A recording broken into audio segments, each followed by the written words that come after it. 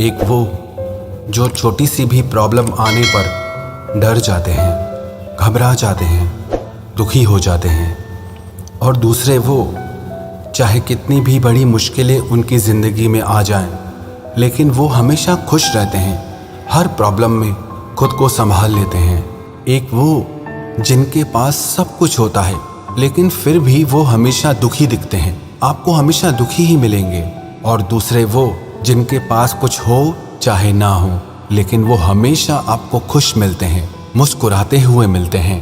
आज हम ऐसी 3 कहानियों के बारे में बात करेंगे जो चाहे आपकी ज़िंदगी में 1000 मुश्किलें क्यों ना आ जाएं, कितनी भी बड़ी परेशानियां क्यों ना आ जाएं, लेकिन ये कहानियां आपको हर मुश्किल में खुश रहना सिखा देंगी, हर परेशानी में मुस्कुराना सिखा देंगी। पहली कहानी। एक फकीर देश में यात्रा के लिए निकला। मार्ग में जब रात हो गई तो वो एक व्यक्ति के घर में जाकर रुका।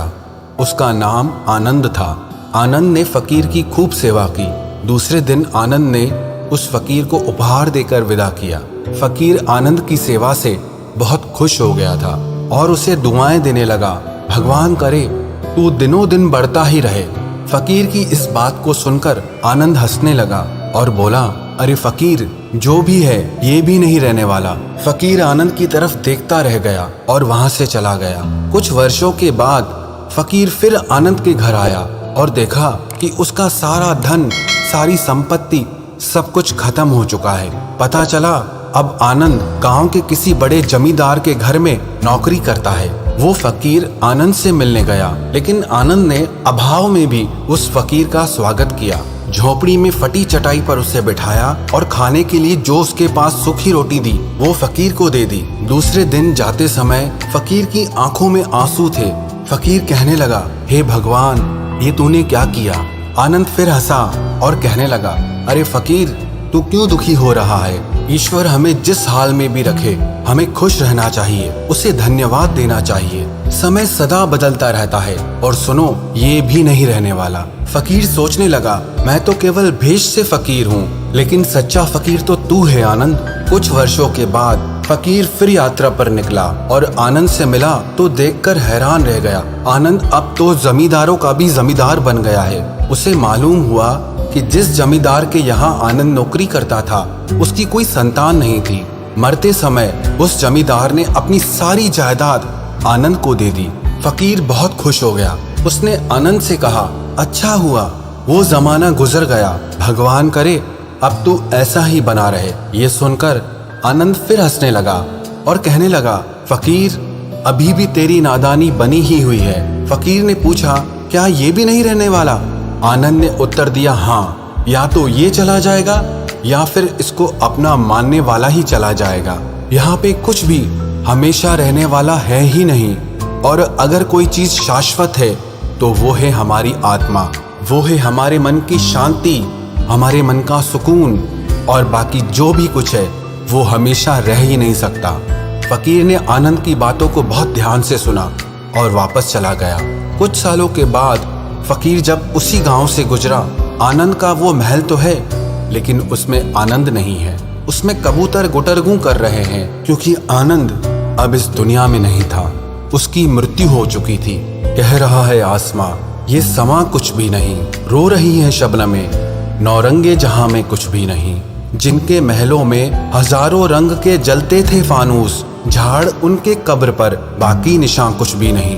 वो फकीर मन ही मन सोचने लगा कि ये इंसान जिंदगी भर कितना दौड़ता रहता है, रोता रहता है, दुखी होता रहता है। जिन चीजों के लिए इंसान तड़पता रहता है, दुखी होता रहता है, वास्तव में वो चीजें हमेशा रहने वाली हैं ही नहीं, वो सारी चीजें बदलने वाली हैं। ये कहानी हमें शिक्षा देती है कि हमारी जिंदगी में जब भी कोई मुश्किल आए, कोई तकलीफ आए, कोई दुख आए, तो हमें ये सोचना चाहिए कि जिंदगी में इससे पहले जो मुश्किलें आईं, जो उलझने आईं, क्या वो रुकी? क्या वो हमेशा रहीं? जैसे आज तक सारी मुश्किलें होकर चली गई, वैसे ही ये मुश्किल भी होकर चली जाएगी। ये भी हमेशा रहने वाली नहीं।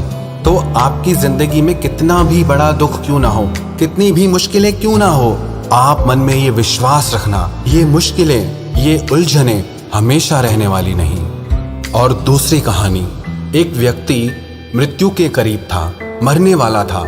उसने अपने बेटे को चांदी के सिक्कों से भरा हुआ एक थैला दिया और अपने पुत्र को बताया, जब भी इस थैले से चांदी के सिक्के खत्म हो जाएं, तो जो मैं तुम्हें एक प्रार्थना बताता हूँ उसे दोहराने से चांदी के सिक्के फिर से भरने लग जाएंगे। उसने अपने बेटे के कान में 4 शब्दों की प्रार्थना कही और वो मर गया। अब बेटा चांदी के सिक्कों से भरा थैला पाकर बहुत खुश हो गया, उसे खर्च करने में लग गया। वो थैला इतना बड़ा था कि उसे खर्च करने में कई साल बीत गए, लेकिन इस बीच वो 4 शब्दों की प्रार्थना ही भूल गया। जब थैला खत्म होने को आया तब उसे याद आया, अरे वो 4 शब्दों की प्रार्थना क्या थी। उसने बहुत कोशिश की लेकिन उसे याद ही नहीं आया। अब वो लोगों से पूछने लगा। पहले पड़ोसी से पूछा कि ऐसी कोई प्रार्थना तुम जानते हो जिसमें 4 शब्द हैं। पड़ोसी ने कहा, हाँ, एक 4 शब्दों की प्रार्थना मुझे मालूम है, ईश्वर मेरी मदद करो। उसने सुना और उसे लगा कि ये वो शब्द नहीं है, वो शब्द कुछ अलग थे। उसने बहुत सारे 4 शब्दों की प्रार्थनाओं को बार बार दोहरा के देखा, लेकिन उस खाली थैले में सिक्के बड़े ही नहीं। वो मन ही मन बहुत दुखी हो गया।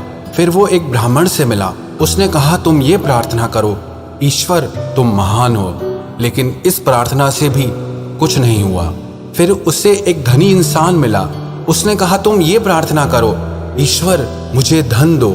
लेकिन उस प्रार्थना से भी कुछ नहीं हुआ। आखिर में वो उदास होकर अपने घर में बैठ गया। तब एक भिखारी उसके दरवाजे पर आया। उसने कहा, सुबह से कुछ नहीं खाया है, खाने के लिए कुछ हो तो मुझे दे दो। उस लड़के ने बचा हुआ खाना भिखारी को दे दिया। उस भिखारी ने खाना खाकर ईश्वर से प्रार्थना की, हे ईश्वर तुम्हारा धन्यवाद। अचानक वो लड़का चौंक पड़ा और चिल्लाने लगा, अरे यही तो वो 4 शब्द थे। उसके वो 4 शब्द दोहराने से हे ईश्वर तुम्हारा धन्यवाद, उसका खाली थैला चांदी के सिक्कों से वापस भर गया। ये कहानी भी हमारी जिंदगी से ही जुड़ी है। वो खाली थैला हमारी जिंदगी है और वो चांदी के सिक्के खुशियां हैं। जब तक हम अपनी जिंदगी में शिकायत करते रहते हैं, परेशान होते रहते हैं, तब तक हमारी जिंदगी के खाली थैले में वो खुशियों के सिक्के आते ही नहीं। लेकिन जब हम सारी शिकायतें भूलकर परमात्मा को दिल से धन्यवाद देते हैं, प्रकृति को दिल से धन्यवाद देते हैं, शुक्रिया अदा करते हैं, तो हमारी जिंदगी में भी खुशियों के सिक्के भर जाते हैं। याद रखना एक बात, जो इंसान हमेशा शिकायतों से भरा रहता है वो कभी खुश नहीं हो सकता, और जो इंसान हमेशा धन्यवाद के भाव से, हमेशा शुक्राने के भाव से भरा रहता है, वो इंसान आपको हमेशा खुश दिखेगा। उस इंसान की जिंदगी में आपको शांति और सुकून हमेशा दिखाई देगा। और तीसरी कहानी, एक चिड़िया ने एक खेत में अपना घोंसला बनाकर उसमें अंडे दिए। उसमें समय आने पर 2 बच्चे निकले। चिड़िया दाना चुगने के लिए रोज जंगल जाती और इस बीच उसके बच्चे वहां पर अकेले रहते थे। चिड़िया जब लौटकर आती तो बच्चे बहुत खुश होते, उसका लाया हुआ दाना चुगते थे। एक दिन चिड़िया ने देखा कि बच्चे बहुत डरे हुए हैं। उन्होंने बताया, आज खेत का मालिक आया था, वो कह रहा था कि फसल पक चुकी है, कल बेटों से खेतों की कटाई के लिए कहेगा। इस तरह तो हमारा घोंसला टूट जाएगा, फिर हम कहाँ रहेंगे। चिड़िया बोली, फिक्र मत करो, अभी खेत नहीं कटेगा। और अगले दिन सच में कुछ नहीं हुआ। बच्चे बेफिक्र हो गए। 1 हफ्ते के बाद चिड़िया को बच्चे फिर डरे हुए मिले। वो बच्चे बोले, किसान आज फिर आया था और कह रहा था कल नौकरों को कहकर खेत को कटवाएगा।